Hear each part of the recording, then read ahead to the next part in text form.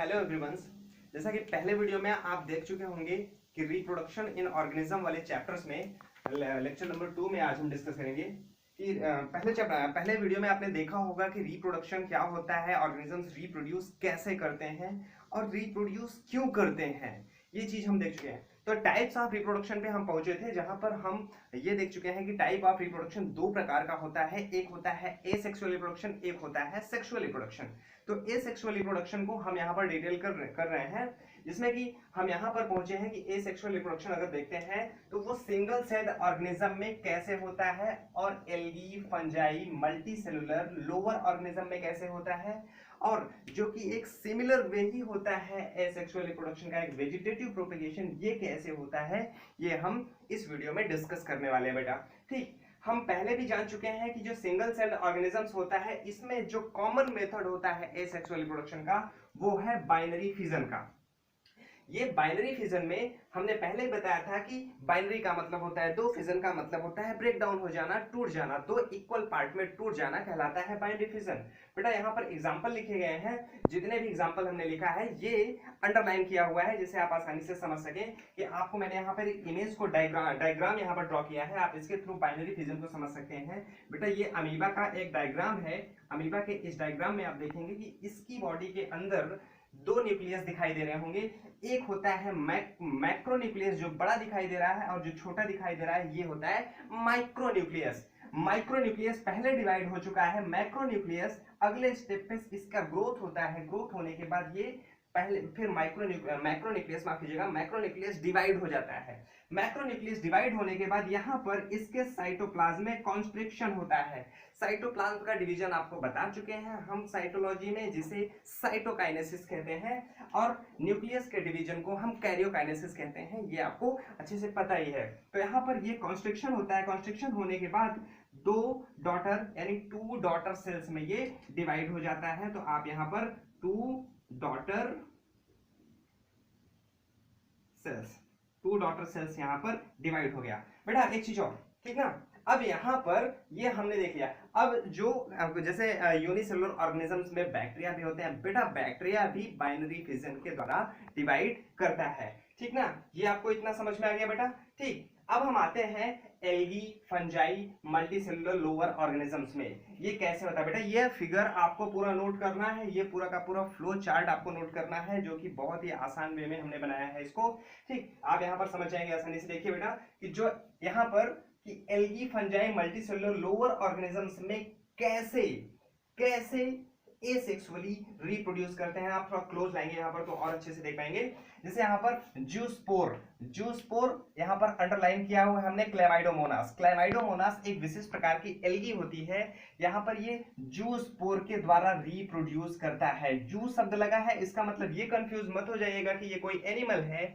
जू का मतलब ये होता है बेटा कि ऐसा कोई ऑर्गेनिजम्स जो कि मोटेलिटी को शो कर रहा है, ऐसा कोई स्पोर्स जो कोई मोटेलिटी को शो कर रहा है, इस वजह से इसको जूस्पोर कहते हैं। ये एक क्लेमाइडोमोनास का हमने डायग्राम यहाँ पर ड्रॉ किया हुआ है। ये पूरा का पूरा एक पेरेंटल बॉडी है, इसकी बॉडी के अंदर कई सारे स्पोर्स बने हैं, और इसमें ये फ्लैजला होने के कारण बेटा, ठीक ना, फ्लैजला होने के कारण ये वाटर के अंदर मोटेलिटी को शो करता है, इस वजह से इसको हम जूस्पोर कहते हैं। और ये पेरेंटल बॉडी को बस्ट करके बाहर निकल आते हैं और मेनी नंबर ऑफ क्लेमाइडोमोनास का फॉर्मेशन करते हैं बेटा। ठीक, ये समझ पाए, जो जूस्पोर होता है क्लेमाइडोमोनास नामक एल्गी में होता है बेटा। ठीक, अब आता है बेटा हम लोग कोनिडिया, जो कि एक विशेष प्रकार की फंजाई होती है, पेनिसिलियम नाम है इसका। इस कोनिडिया द्वारा कैसे एसेक्सुअली रिप्रोड्यूस होता है बेटा, ये है आपकी पेनिसिलियम, ठीक ना बेटा। इमेज को ड्रॉ करेंगे, इसी के सामने आप बनाएंगे बेटा।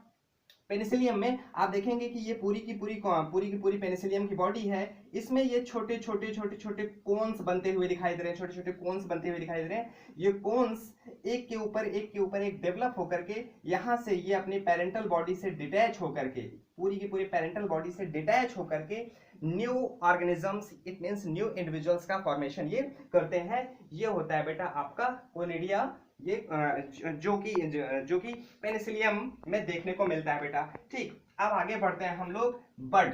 बर्ड द्वारा कैसे एसेक्सुअल रिप्रोडक्शन होता है, इसका कॉमन एग्जांपल है बेटा हाइड्रा।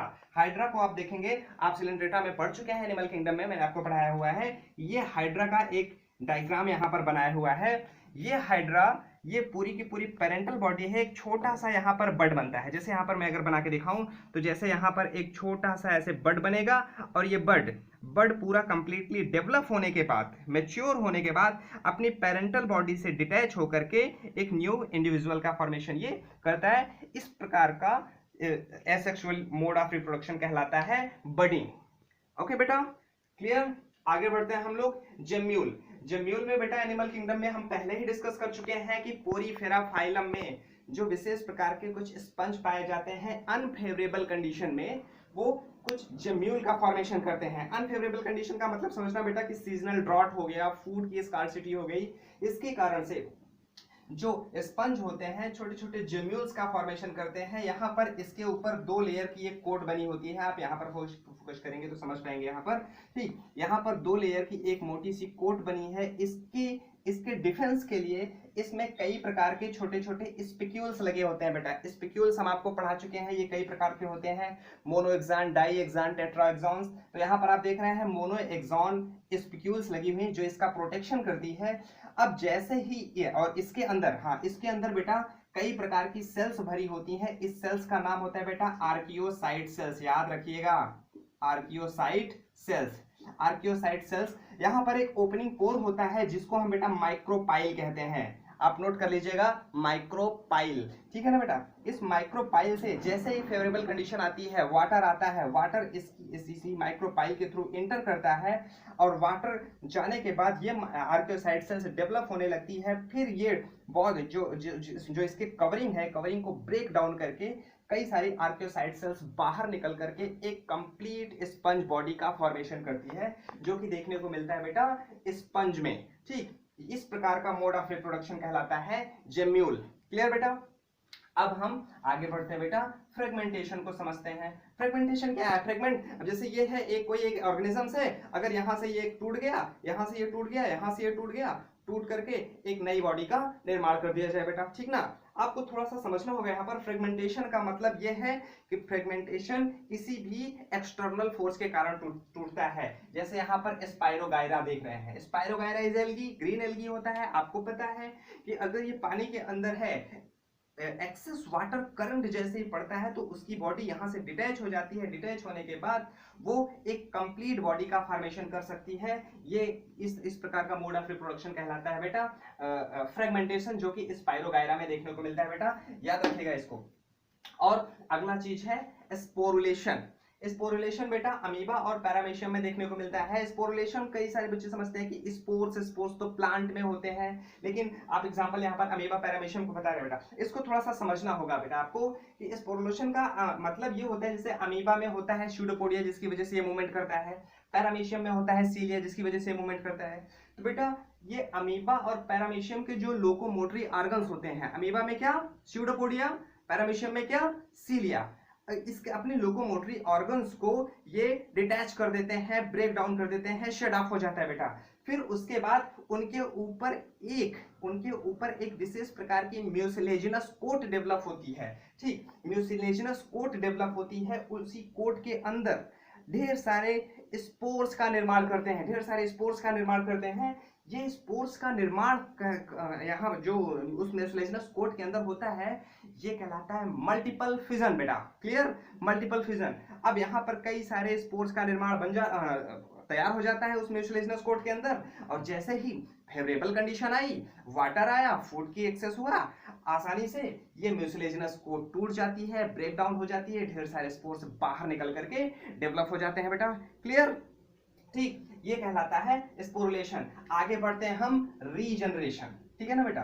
रीजनरेशन का मतलब ये होता है, अच्छा जैसे समझो अगर ये कोई एक ऑर्गेनिज्म है, अगर हमने इसको समझे बेटा, अगर हमने इसको यहाँ से काट दिया, यहाँ से काट दिया, यहाँ से काट दिया, यहाँ से कट करने के बाद क्या ये डेथ हो जाएगा?